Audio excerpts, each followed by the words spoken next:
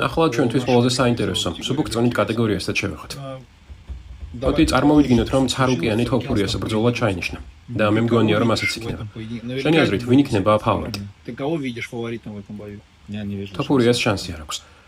არმანი კარგად იჭერს დისტანციას დამრტყმულ მებრძოლებთან. ფეხებით კარგად მუშაობს. ახლა მას უკვე საკმარისი ინფორმაცია აქვს მოწინააღმდეგის შესასწავლად. სამი ბრძოლის წინ, რომ ჩანიშნულიყო მათი ჩხუბი, ასე კარგად ვერ მოემზადებოდა. მაგრამ ახლა უკვე ჩანს, რა საფრთხეებს უნდა მოელოდო თოფურიასგან. ფიქრობ, ამ მომენტისთვის ის საუკეთესო მებრძოლია მსუბუქ ზონაში, ისლამ მახაჩევის გარეშე.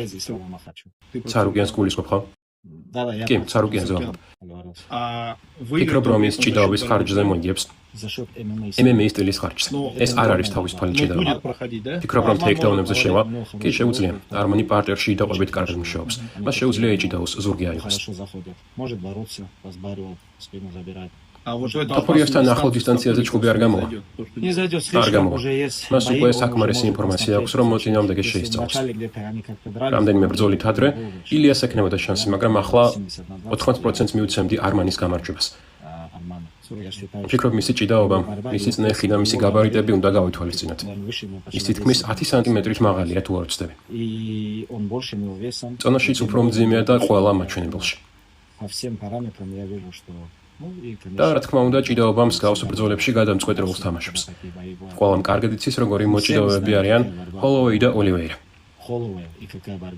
ისინი სტრაიკერები არიან.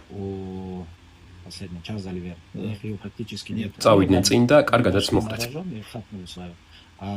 ისეთ მებრძოლს, რომელიც ფეხში შევა, კორპუსში შევა და იჭიდავებს, ილია არ შეხვედრია.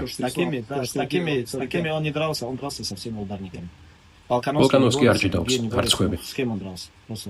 დამისახელე ერთი მებრძოლი, ილიას წინააღმდეგ, რომელიც 20%-ით მაინც იყენებდა პარტერს. იცოდი, რომ არმანი ჯიუ-ჯიტსუშიც ვარჯიშობს. კი. საინტერესო ბრძოლა იქნება.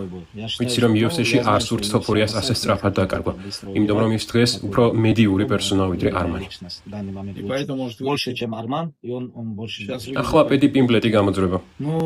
ეგრეც რომ მოხდეს, არმანი ერთ ბრძოლას მოიგებს და მერე რას იზამენ. ხომ არ გადამალავანი?